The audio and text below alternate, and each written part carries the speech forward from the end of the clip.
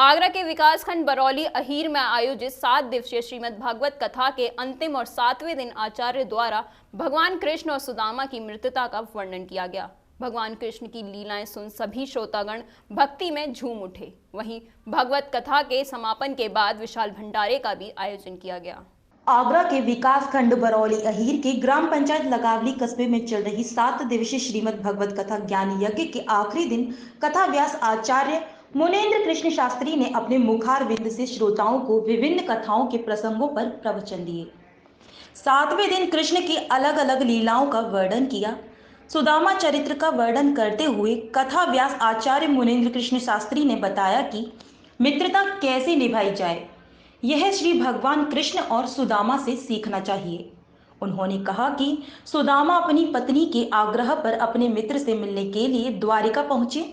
द्वारिकाधीश के महल का पता पूछा और महल की ओर बढ़ने लगे। द्वार पर द्वारपालों ने सुदामा को भिक्षा मांगने वाला समझकर रोक दिया। तब उन्होंने कहा कि वह कृष्ण के मित्र हैं। इस पर द्वारपाल महल में गए और प्रभु से कहा कि कोई आपसे मिलने आया है, अपना नाम सुदामा बता रहा है।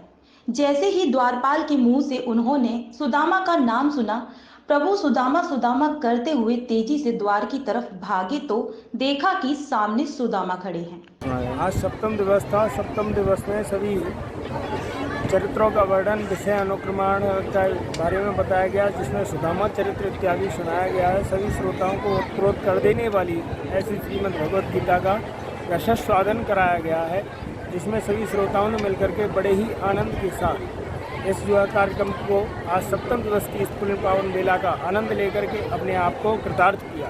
इसी के साथ आचार्य ने सुंदर सुंदर भजनों के गायन कर श्रोताओं को भावुक कर दिया। श्रोता इतने भावुक हो गए थे, कथा पांडाल से उठने का नाम ही नहीं ले रहे थे।